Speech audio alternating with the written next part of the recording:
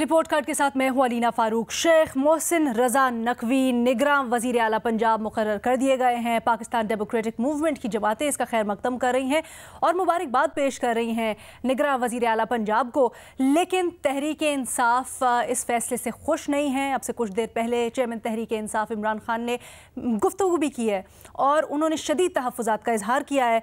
उन्होंने कल से इसके खिलाफ एहतजाज की कॉल भी दे दी है और अदालत जाने का इशारा भी किया है। वो कहते हैं कि इलेक्शन कमीशन ने हमारे दुश्मन को निगरान वज़ीर आला पंजाब बना दिया है।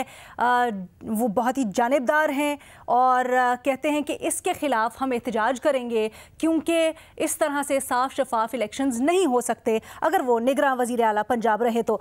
ये भी कहा कि अदालत जाएंगे और अभी तक इलेक्शंस की डेट क्यों नहीं मिल रही है खैबर पख्तूनख्वा और पंजाब में ज़िमनी इलेक्शंस के लिए, और साथ ही साथ मोहसिन नकवी की जो अपॉइंटमेंट है उसको भी चैलेंज करेंगे। तमाम तर मामले के ऊपर हमारा सवाल अपने तजियाकारों से कुछ यूँ कि क्या ये जो तहरीक इंसाफ एतराज़ात उठा रही है ये दुरुस्त है, क्योंकि टेक्निकली तो जो तरीक़ाकार था उसके मुताबिक ये तकर्रुर किया गया है।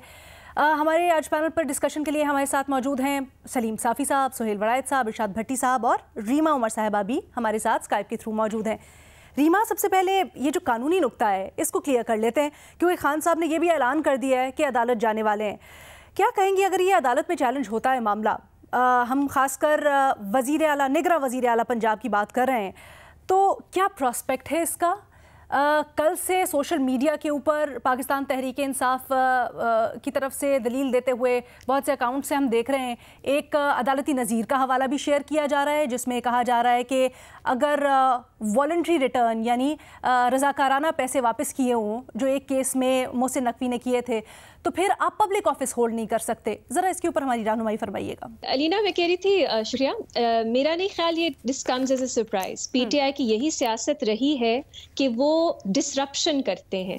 वो कोई भी चीज़ जो उनके मुताबिक अगर ना हो तो वो उसको कबूल नहीं करते, वो उसके खिलाफ जो है एहतजाज करते हैं, अदालतों को इन्वॉल्व करते हैं, पूरे सिस्टम का रिग होने का कहते हैं। सो ये मेरे लिए तो कोई सरप्राइज नहीं है।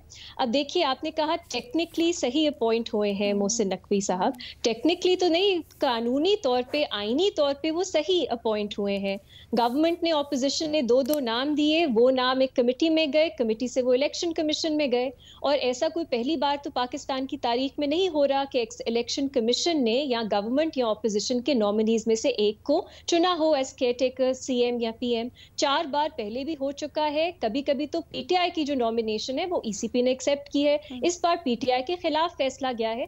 ये गेम का हिस्सा है, ये हमारे आईन ने इसी तरह इन्विजन किया है। खास तौर पे आजकल के जो पोलराइज्ड एनवायरनमेंट है उसमें मेरा नहीं ख्याल आप एक्सपेक्ट कर सकते हैं कि पंजाब जैसी सिचुएशन में ऑपोजिशन हुकूमत बहुत खुशी से किसी एक नाम पे अग्री कर जाए। तो अगर वो अभी कोर्ट जाएंगे, अगर फैसला उनके हक में भी आ जाएगा तो वापस यही तरीकाकार फॉलो होगा। ऐसा नहीं होगा कि सुप्रीम कोर्ट कहेगी कि नहीं, आप बहुत अच्छे हैं, आप मुल्क का भला चाहते हैं, इसलिए आपका जो नाम है हम उसी को अपॉइंट कर देंगे। सुप्रीम कोर्ट में के पास या किसी भी अदालत के पास बराह रास्त या डायरेक्टली कोई रोल ही नहीं है इस सिचुएशन में। अब मोहसिन नकवी साहब के ऊपर उनकी क्या एतराजात हैं? आपने हवाला दिया 2016 की एक ऑर्डर का जिक्र आ रहा है। वो जो ऑर्डर है वो कोई फाइनल कंक्लूसिव फाइंडिंग हमें नहीं देता। ये जो आपने बात की है कि पब्लिक ऑफिस होल्ड नहीं कर सकते वो लोग जिन्होंने वॉलंटरी एग्रीमेंट किया है या रिटर्न किए हैं पैसे, उसमें भी वो प्राइमा फैशी का लफ्ज इस्तेमाल हुआ है जो लगता है ऐसा समझ में आता है जी, सुपरफिशियली ये लगता है कि वो नहीं हो सकते। तो इसका आप कैसे हवाला दे सकते हैं? अदालत ने खुद कोई फाइंडिंग नहीं दी। और अगर आप ये पूरा ऑर्डर पढ़ें, ये पब्लिक सर्वेंट्स या जो सिविल सर्वेंट्स हैं उनका हवाला दे रही है अदालत के उनके जो सर्विस रूल्स हैं उसके मुताबिक इस तरह की जो अगर आपने प्ली बार्गेन या आपने वॉलंटरी रिटर्न कर भी दिया वो शायद करप्शन के जुमरे में आता है और उसके कोई ना कोई कॉन्सिक्वेंसेस होने चाहिए। सो इसको एक डिफिनिटिव अदालत का फैसला बता देना। मोहसिन नकवी तो सिविल सर्वेंट भी नहीं थे और जो फैक्ट सामने आ रहे हैं लग रहा है उनकी कोई कल्पेबिलिटी की बात भी नहीं है। तो आप एक इस तरह की चीज के ऊपर एक पूरी मुहिम चलाना, कैंपेन चलाना। कल्पेबिलिटी की बात करिए, दैट्स इंटरेस्टिंग बिकॉज़ खान साहब अभी भी जब बात कर रहे थे तो वो मफादात की टकराव, कॉन्फ्लिक्ट ऑफ इंटरेस्ट की बात करती है। वो कहती है जब हमारी हुकूमत गिराने के लिए साजिशें हो रही थी तो खान साहब के मुताबिक उनको कुछ IB की रिपोर्ट्स भी दिखाई गई जिसमें मोहसिन नकवी का नाम बार बार आ रहा था। तो अगर लेके जाते हैं ये लोग इन ग्राउंड्स के ऊपर, कॉन्फ्लिक्ट ऑफ इंटरेस्ट के ग्राउंड्स के ऊपर अदालत, तब आपको क्या इसका प्रोस्पेक्ट लगता है? अलीना, आइन में या किसी कानून में कोई क्राइटेरिया नहीं दिया गया कि केयर टेकर चीफ मिनिस्टर या उनकी जो कैबिनेट होगी उसमें कॉन्फ्लिक्ट ऑफ इंटरेस्ट कैसे डिफाइन किया जाएगा। ये पहली बार होगा कि वो अदालत लेके जाएंगे और अगर अदालत कहे उनकी जुरिस्डिक्शन है कि वो डिटर्मिन करें कॉन्फ्लिक्ट ऑफ इंटरेस्ट का। एक ओवरऑल आइन में जो फ्रेमवर्क है उसके अकॉर्डिंगली केयर टेकर CM के पास पावर्स बहुत कम होती हैं। वो ट्रांसफर भी अपनी मर्जी से नहीं कर सकते और उस पूरे जो केयर टेकर सेटअप का अरसा होता है, ड्यूरेशन होती है, उसमें अदालतें उनके हर जो एक्शन है, उनका कॉन्डक्ट है, उस पर नजर रखती है। और आप अदालत के पास बाद में जा सकते हैं कि ये फैसला इनका गलत है, ये हमारे खिलाफ है। इवन जैसे वो बात तब इलेक्शंस की बात कर रहे हैं या कुछ, उसके लिए बाद में जा सकते हैं अदालत। अभी आपको लगता है कि इतना स्ट्रॉन्ग ग्राउंड नहीं है, राइट? क्योंकि आप वो बताएं ना कि उनके पास, उनको खदशा क्या है कि क्या करेगा केयर टेकर। बता रहे हैं वो, उनके पास तो सुप्रीम कोर्ट की जजमेंट्स है, बता रहे हैं खान साहब। वो कहते हैं कि इलेक्टोरल प्रोसेस को वो इन्फ्लुएंस कर सकते हैं अपने बंदे लगा के, तो पूरा का पूरा सिस्टम। ये बहुत ठीक है, ये बहुत एक वेग एलिगेशन है। अगर ऐसा कुछ होता है आप अदालत के पास तब जा सकते हैं। एक मेरी रिक्वेस्ट है PTI से, वो जो क्रिटिक्स हैं वो बहुत बात करते हैं कि सुप्रीम कोर्ट को अपने हदूद में रहना चाहिए। तो आप इस तरह के मामलात में सुप्रीम कोर्ट को ड्रैग करके उनसे फैसला लेना चाहेंगे अपनी मर्जी का, तो उसके आप ही के जो इलेक्शंस हैं जो आप पंजाब में चाहते हैं वो और डिले ना हो जाए। अगर आप केयर टेकर चीफ मिनिस्टर ही ना बनने दें, आप बाद में अदालत, अगर आपको कुछ तहफ़्फ़ुज़ात हुए तो बाद में ले जाएं। इरशाद भट्टी साहब, आपकी क्या राय है? मैडम शेख, पहली बात तो ये कि सवाल से पहले तीन दुखों का इज़हार कर लूँ। बहराम अवारी साहब फौत हो गए, अल्लाह उनकी मग़फ़िरत करे। नकीब महसूद कत्ल केस में राव अनवार बरी हो गए। और बिजली का आज जो क्रैकडाउन था, एक सोशल मीडिया पे चल रहा है कि IMF हमारा मीटर ही उतार के ले गया। जहाँ तक मैडम शेख इस बात का ताल्लुक है कि अदालत से तो रिलीफ नहीं मिलेगा, सब कुछ आइन के मुताबिक हुआ। लेकिन मैडम शेख, सवाल का जवाब ये है कि आज का माहौल, आज का अदल, आज की फ़ैसला साजी और आज का इलेक्शन कमीशन ऐसा है कि अगर तहरीक इंसाफ की तरफ से कायद-ए-आज़म साहब निगरान वज़ीर आला के उम्मीदवार होते तो इलेक्शन कमीशन ने मुत्तफ़िक़ा तौर पर लंबे इजलास के बाद मोहसिन नकवी को ही नामज़द करना था। मैडम शेख, बिलाशुबा मोहसिन नकवी साहब मुतनाज़े वज़ीर आला हैं। बिलाशुबा ये इलेक्शन कमीशन का मुतनाज़े फ़ैसला है। बिलाशुबा इससे सियासी नफरत तक, सियासी तकसीम बढ़ेगी। बिलाशुबा इंतखाबात का आगाज़ ही मुतनाज़े हो गया है। मैडम शेख, जहां मुझे ये यकीन था पहले दिन से कि मोहसिन नकवी ही निगरान वज़ीर आला बनेंगे, वहाँ मुझे न जाने क्यों उम्मीद थी कि शायद मोहसिन नकवी विड्रा कर लेंगे अपना नाम, लेकिन नहीं हुआ। अब मोहसिन नकवी साहब को मुबारकबाद।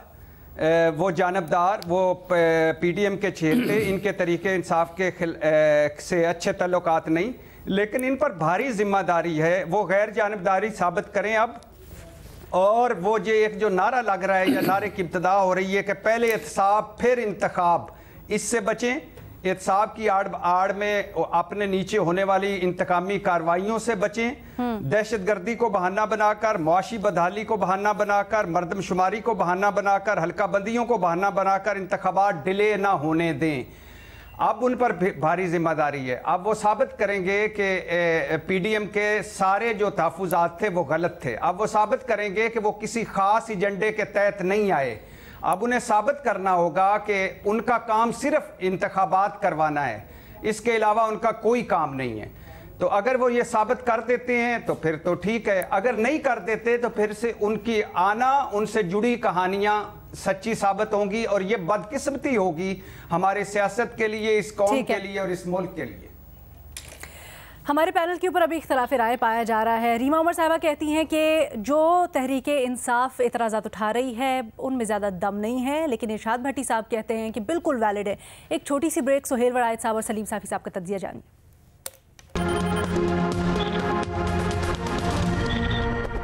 ब्रेक के बाद खुशामदीद। हम बात कर रहे हैं निगरान वज़ीर आला पंजाब के ऊपर जो PTI तहफ़्फ़ुज़ात उठा रही है उसके ऊपर। हमारा पैनल अभी तक डिवाइडेड है। रीमा उमर साहिबा और इरशाद भट्टी साहब ने जो राय दी है उसमें इख्तलाफ पाया जा रहा है। सुहेल वड़ायत साहब, आप बताइएगा, आप ये जो तहफ़्फ़ुज़ात उठाए जा रहे हैं पीटीआई के, इनके ऊपर क्या राय रखते हैं? खान साहब ये कहते हैं, ये इल्ज़ाम लगाते हैं कि मोहसिन नकवी साहब के निगरां वज़ीर आला बनने से अभी से शफाफियत के ऊपर इलेक्शंस की सवाल उठ गया।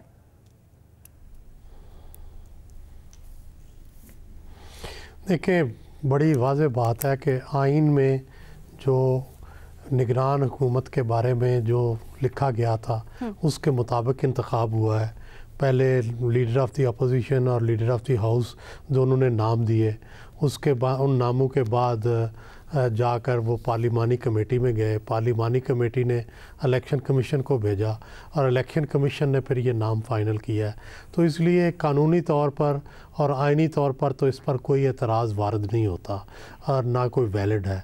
उसकी वजह यह है कि जो तरीक़ेकार था उसमें से ही चुना गया है और इलेक्शन कमीशन ने भी मुत्तफ़िका तौर पर ये नाम चुना है, उसके अंदर भी कोई इख्तलाफ नहीं था। तो और मेरा ख़्याल है कि अगर कोई अदालत में जाना चाहता है तो ज़रूर जाए और जाके उसको चेक कर ले, लेकिन हलफ हो चुका, अब आगे मामलात आगे हैं और देखें अब आगे इलेक्शन जो है वो कब होता है, उसकी डेट्स क्या हैं। अब तो मेरा ख़्याल है फॉरवर्ड लुकिंग अप्रोच होनी चाहिए, आगे की तरफ देखना चाहिए और आगे किस तरह से मामलात चलते हैं उस पर गौर करना चाहिए। भट्टी साहब की इस बात से मैं इत्तेफाक करता हूँ कि मोहसिन साहब पर ये ज़िम्मेदारी आयद होती है कि वो इंतहाई गैर जानिबदारी से और इंतहाई फ़र्ज़ शनासी से अपना ये फ़र्ज़ अदा करें। मैं ज़ाती तौर पर बहुत खुश हूँ, मेरे बड़े दोस्त हैं, बड़े करीबी तरीन दोस्त हैं, तो इसलिए ज़ाती तौर पर खुशी भी है, लेकिन इस बोझ का भी एहसास है जो उन पर पड़ा है कि इस बोझ से वो किस तरह बराज जो है वो होते हैं। सर थोड़ा सा ये बताइएगा, ये जो खान साहब अभी से एक बयानिया लेके चलने शुरू हो गए हैं, इसका सियासी फ़ायदा आप किसको होते हुए देखते हैं? देखिए, खान साहब ने तो हर दफ़ा कुछ ना कुछ एतराज़ निकालना होता है और एतराज़ करके मेरा ख्याल है उन्हें ये सूट करता है कि थोड़ा एंटी रहे और हमेशा एतराज़ करते रहे। इससे उनकी जो फॉलोअर है खैबर पख्तूनख्वा में सब सेटल हो गया ना सर, आराम से। जी, वो ज़्यादा बेहतर है। मैं तो समझता हूँ कि जो खैबर पख्तूनख्वा में हुआ है, काश पंजाब में भी ऐसी रवायत हो और आपस में बैठ के ये मामलात, ये जो तरीक़ा कार बना था वो तो इसीलिए बना था कि लीडर ऑफ़ द हाउस और लीडर ऑफ़ द अपोजिशन है वो चाय की प्याली पे बैठते, फिर पार्लिमानी कमेटियाँ चाय की प्याली पे बैठती और फिर उसके बाद वो फ़ैसला कर देते। लेकिन अफसोस है कि खैबर पख्तूनख्वा में जो हुआ उसकी पंजाब जो है वो मिसाल नहीं बन सका और पंजाब में, लेकिन बहरहाल जो तरीक़ेकार तय है उसके मुताबिक हुआ है और इस तरीक़ेकार को मान लेना चाहिए। मज़ीद इसमें गंद जो है वो नहीं डालना चाहिए। सलीम साफ़ी साहब, आपकी इसके ऊपर क्या राय है? और ख़ासकर जैसे अभी भट्टी साहब भी एक नुक्ता उठा रहे थे, इखलाकी तौर पर जो एतराज़ात उठा रहे हैं इमरान खान साहब, क्या आप समझते हैं इनमें वज़न है और अगर यही आगे लेके चले तो फिर मुतनाज़े हो जाएंगे ज़िमनी इलेक्शंस? देखिए, जहाँ तक इमरान खान का ताल्लुक़ है तो ना उनके कानूनी एतराज़ात दुरुस्त है और ना अखलाकी तौर पर उनको ज़ेब देता है। अलबत्ता जो मेरी ज़ाती राय है, क्योंकि मैं इस अखलाकी पोजीशन में हूँ, मेरे करीबी दोस्त जानते हैं कि मैं माजी में वज़ीर आला तो नहीं लेकिन 2 मरतबा इस तरह की पोजीशनों से इनकार कर चुका हूँ। एक तो मेरी ये मुस्तकिल राय है कि पाकिस्तान में सहाफ़ियों को हुकूमती ओहदे नहीं लेने चाहिए। इमरान खान साहब के पास इसलिए कानूनी पहलू तो आपको रीमा और उन्होंने बता दिए कि भाई कानून यही कहता है कि आप उधर फ़ैसला ना करें तो इलेक्शन कमीशन के पास आएगा और इलेक्शन कमीशन ने यूनानिमसली जब एक फ़ैसला कर दिया है तो फिर उसके बाद किसी के एतराज़ की कोई गुंजाइश नहीं रह जाती। अच्छा, फिर ये है कि मुझे तो किसी न किसी हद तक इमरान खान के ख़िलाफ़ अगर कोई गेम हुआ है तो उसमें परवेज़ इलाही भी शरीक नज़र आते हैं, क्योंकि जो खैबर पख्तूनख्वा में हुआ ये यहाँ पे परवेज़ इलाही साहब ने क्यों नहीं किया। आप देखिए, खैबर पख्तूनख्वा में अपोजिशन की तरफ से या मौलाना फजल रहमान साहब की तरफ से एक बंदा बैठे थे, सिर्फ अकरम दुरानी, और पीटीआई के 3 बंदे बैठे थे, वज़ीर आला, स्पीकर और परवेज़ खटक, और उधर इत्तेफाक हो गया। यहाँ पे उन्होंने इत्तेफाक भी नहीं होने दिया। फिर ख़ुद परवेज़ इलाही ने जो नाम दिए थे उन नामों सलीम साफ़ी साहब, hold on to that thought. मुझे एक मुख्तसर से क्लॉक ब्रेक का वक्फा दीजिएगा, वापस आके यहीं से कंटिन्यू करेंगे।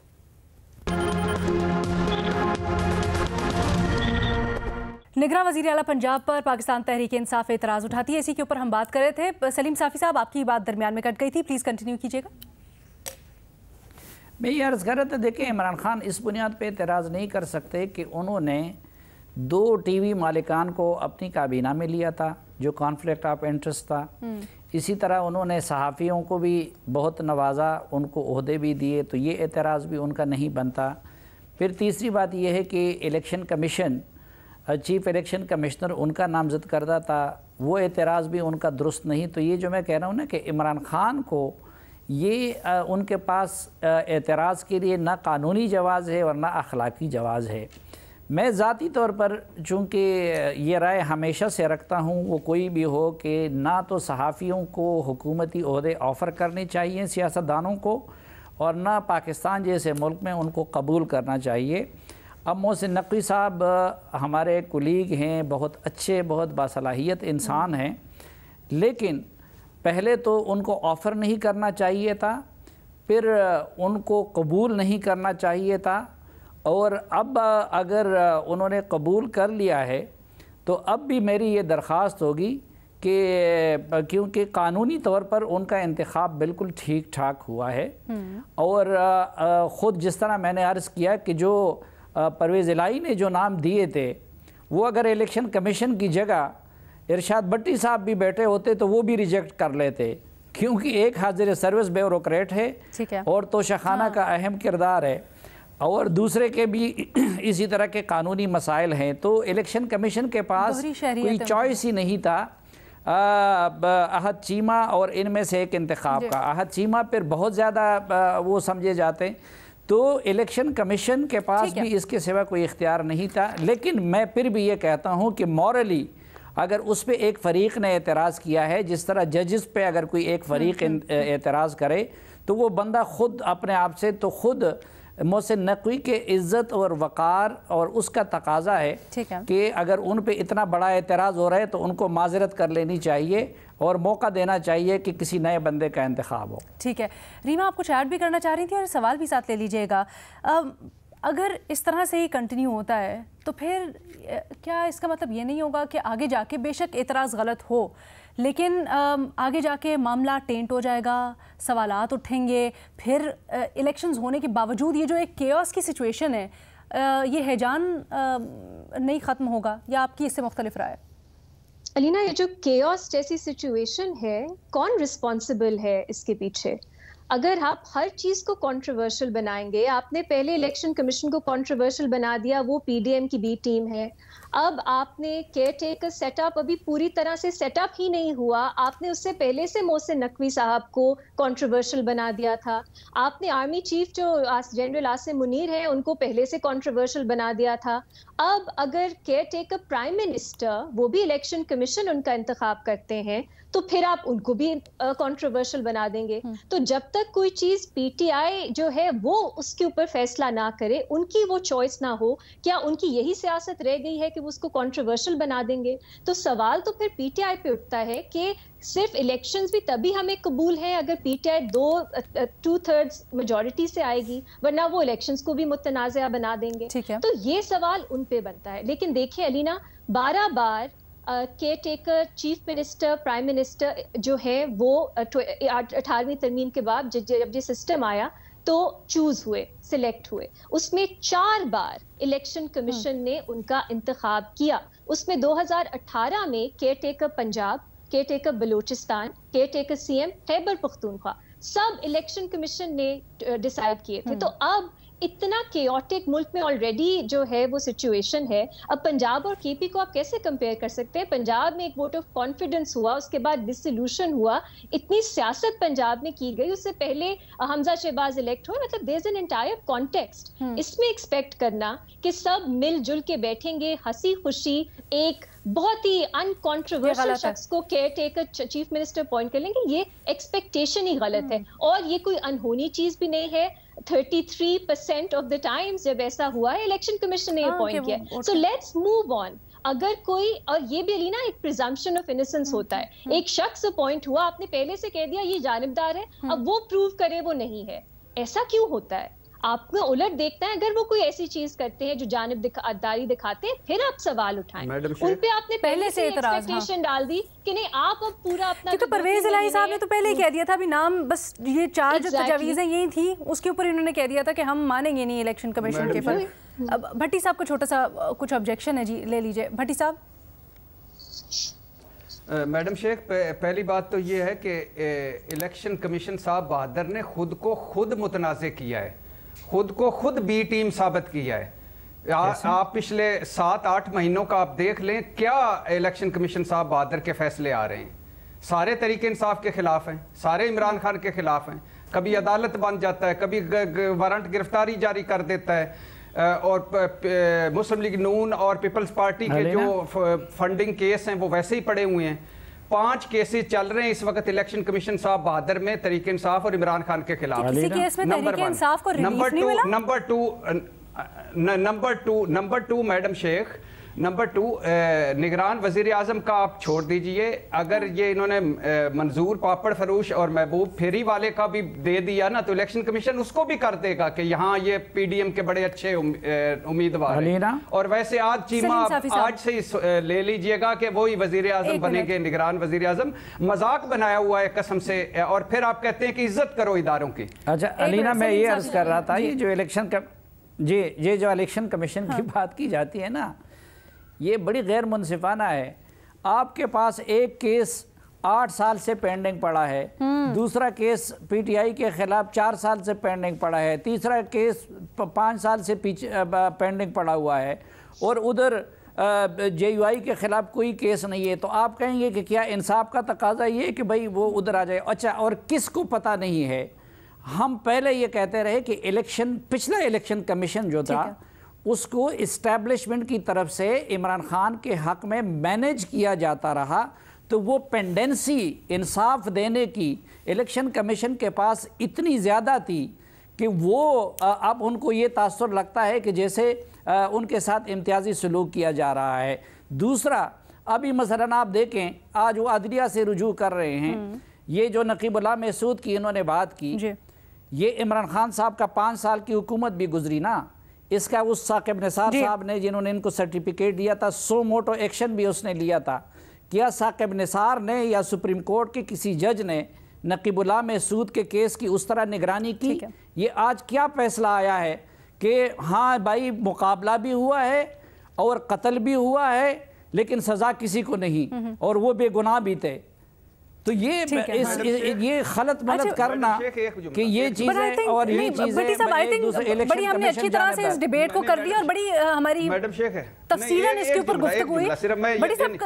भट्टी साहब, आप अपनी राय के साथ रहिए, आपको राय बदलने का कोई नहीं कह रहा, लेकिन कुछ फैक्ट्स हैं जिनको मद्देनजर रखना चाहिए। आप जो ईसीपी वाली बात भी कह रहे हैं, हर चीज़ में आपकी राय का एहतराम, बट इमरान खान को भी फ़ायदे हुए हैं। हर चीज़ ऐसे नहीं है कि हर फैसला इमरान खान के खिलाफ या पाकिस्तान तहरीक इंसाफ के खिलाफ हो रही रिकॉर्ड पर है, बट हमारे पैनल के ऊपर इख्तलाफ राय पाया जाता है।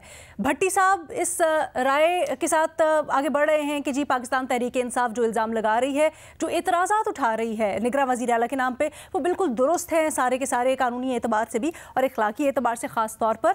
लेकिन हमारे पैनलिस्ट की अक्सरियत रीमा उमर साहिबा, सुहेल वड़ायत साहब और सलीम साफ़ी साहब इससे इत्तफाक नहीं करते। वो ये कहते हैं कि इमरान खान साहब जो इल्ज़ामात और एतराज़ात लगा रहे हैं वो दुरुस्त नहीं है। रीमा बढ़कर ये कहती हैं कि मौका मिलना चाहिए एक निगरान वज़ीर आला को, और फिर अगर उनके कॉन्डक्ट में कुछ कमी बेशी नज़र आती है तो फिर तहरीक इंसाफ हक रखती है कि वो अदालत जाए।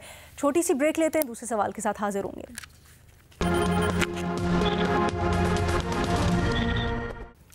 चेयरमैन तहरीक इंसाफ इमरान खान की एक इंटरव्यू में की गई गुफ्तगू आपने मुलाहिजा की। इमरान खान ने बयान दिया है और वो ये कहते हैं कि नवाज शरीफ इसलिए माफ़ नहीं कर रहे जनरल बाजवा को क्योंकि पनामा GIT में जनरल बाजवा ने 2 ब्रिगेडियर्स भेजे जिन्होंने केस साबित किया। अब इंटरेस्टिंगली मुस्लिम लीग नून और नवाज शरीफ का पूरा बयानिया यही है, और वो कहते हैं कि पनामा में जिस तरह से प्रोसीडिंग्स आगे हुई GIT के थ्रू और फिर केस को आगे ले जाकर उनके खिलाफ पॉलिटिकल इंजीनियरिंग की गई। लेकिन इमरान खान का ये जो बयान है ये बड़ा दिलचस्प है। अपने तज्जियाकारों से यही पूछेंगे कि इमरान खान जो कि नवाज शरीफ की करप्शन और फिर पनामा केस से मुतल्लिक हमेशा हवाला देते हैं, आज जब वो ये बयान दे रहे हैं तो इसका फ़ायदा किसको होगा? क्या ये इतराफ़ है एक तरह से नून लीग के बयानिए का और इसका फ़ायदा नून लीग को होगा, या फिर पाकिस्तान तहरीक इंसाफ को इसका फ़ायदा होगा? क्योंकि पाकिस्तान तहरीक इंसाफ इसको चैलेंज करती है और कहती है ये जो स्टेटमेंट है ये मिसकंस्ट्रू की जा रही है। सुहेल वड़ायत साहब, सबसे पहले आपका इसके ऊपर चाहूँगी राय। जी, बड़ी वाज़ेह राय है कि PMLN को फ़ायदा होगा, और एक तरह से इमरान खान ने जो PMLN का बयानिया था उसको एक्सेप्ट कर लिया है, और यही बात वो कहते हैं कि जी हमें वो जो बनाई गई थी कमेटी जिसमें 2 ब्रिगेडियर थे, उसी ने हमें जो है इन्वॉल्व किया था, और पीछे जनरल बाजवा थे, पीछे फ़ौज थी। तो वही बात जो है वो इमरान खान ने कही है। मेरा ख्याल है सच बोला है, सच निकला है उनके मुंह से, और ये इसका फ़ायदा बराह रास्त जो है नवाज शरीफ को और PMLN को होगा। इरशाद भट्टी साहब, आपकी क्या राय है? क्या जैसे सुहेल वड़ायत साहब कह रहे हैं, राय दे रहे हैं कि इमरान खान ने इतराफ़ कर लिया उस बयान का, उस बयानिए का जो कि नवाज शरीफ लेके चल रहे हैं सियासी इंजीनियरिंग का, आप इससे मुत्तफ़िक हैं?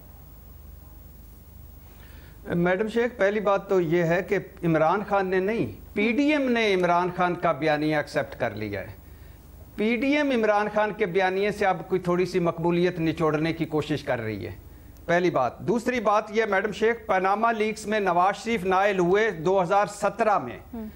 नवाज शरीफ, इमरान खान और जरदारी साहब ने मिलकर जनरल बाजवा साहब को एक्सटेंशन दी 2019 में।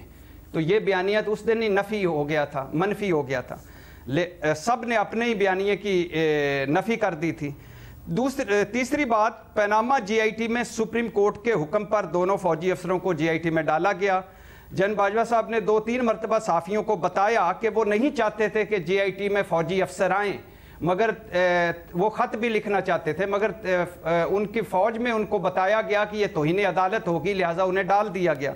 तीसरी बात, फ़ौजी अफसर GIT में आए, नवाज शरीफ साहब ने कभी एतराज़ नहीं किया। हाँ, एक एतराज़ किया था नवाज शरीफ साहब ने, यह भी जनरल बाजवा साहब ने साफ़ियों को बताया था कि नवाज शरीफ साहब ने एक फ़ौजी अफसर के बारे में कहा कि इनके रवैया हमारे साथ ठीक नहीं होता, तो फ़ौज ने उनको कन्वे किया और बाद में उन्होंने कोई एतराज़ नहीं किया और उन्होंने कहा कि हाँ अब ठीक हो गया है।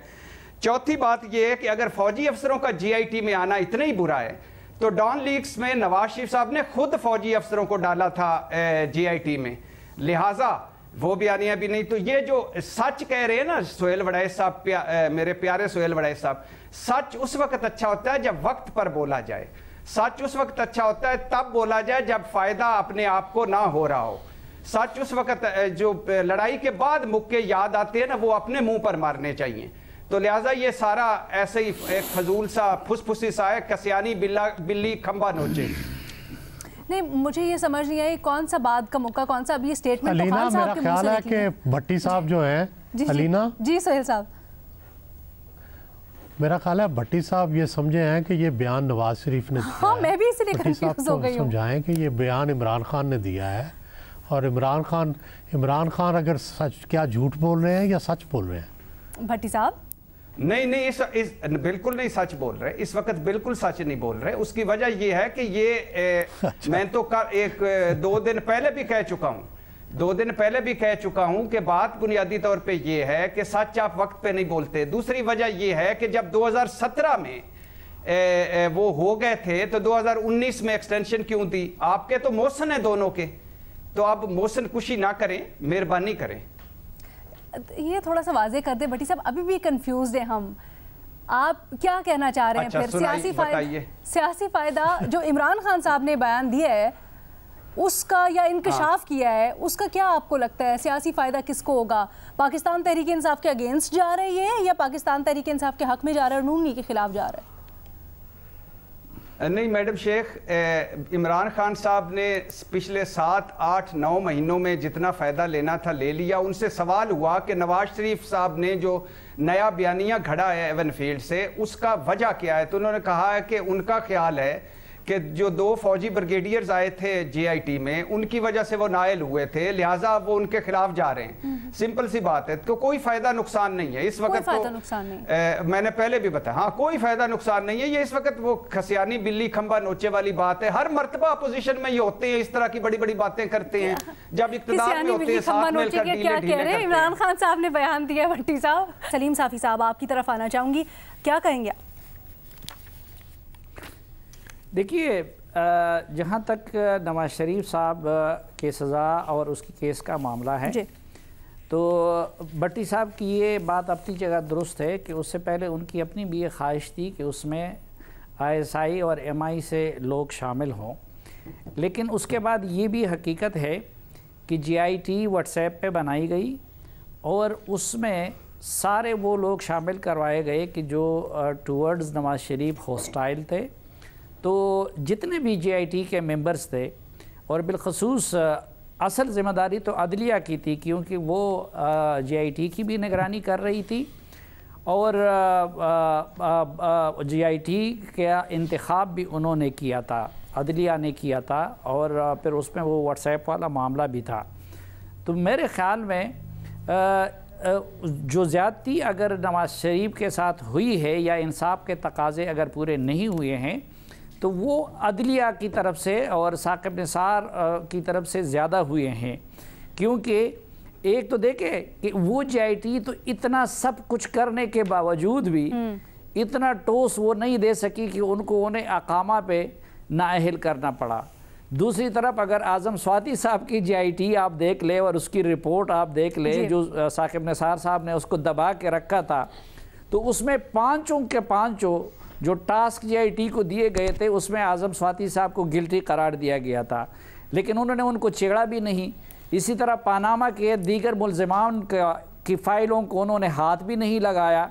तो मेरे ख़्याल में जो ज़्यादा ज़िम्मेदारी थी वो सुप्रीम कोर्ट और अदलिया और साकिब निसार की थी। और जहाँ तक फ़ायदे नुकसान की बात है, अब आप क्या समझते हैं इस मरहले पे आके, क्या इससे कोई पॉलिटिकली फ़ायदा उठा सकती है नून लीग, या आपको लगता है ये बस फुसफुसा सा मामला है जैसे भट्टी साहब कह रहे हैं? नहीं, इस मरहले पे तो ये है ना कि इमरान खान साहब और इस्टेब्लिशमेंट ये 29 नवंबर तक दोनों किसी न किसी शक्ल में एक दूसरे के साथ मिले हुए थे और शरीकी जुर्म थे, तो वो सारा मलबा उस तरफ शिफ्ट करना चाहेंगे। लेकिन फ़ायदे नुकसान के जहाँ तक मामला है, तो मुस्लिम लीग नून को इस वक्त मसला ये है कि वो किसी भी सिचुएशन से फ़ायदा नहीं उठा सकती। इस वक्त मुस्लिम लीग नून का आलमिया ये है। अच्छा, खान साहब को इसको नुकसान होगा या नहीं? अल्लाह जानता है उसको। अगर वो ब्लैकमेल करना चाहते हैं एस्टैब्लिशमेंट को, अगर ब्लैकमेल करने में कामयाब हो गए तो फ़ायदा होगा, अगर ब्लैकमेल करने में नाकाम हुए तो नुकसान होगा। आपने तो बिल्कुल ही उसको जनरलाइज कर दिया। खैर, हमारे पास आज वक्त इतना ही था। सुहेल वड़ायत साहब समझते हैं कि ये जो खान साहब ने इंकशाफ किया, इतराफ़ किया, इसका नून लीग को फ़ायदा होगा सियासी तौर पर, और ये नून लीग के मौक़िफ़ का इमरान खान ने इतराफ़ कर लिया है। बाकी दोनों पैनलिस्ट से एग्री नहीं करते। इजाज़त दीजिए, अल्लाह हाफ़िज़।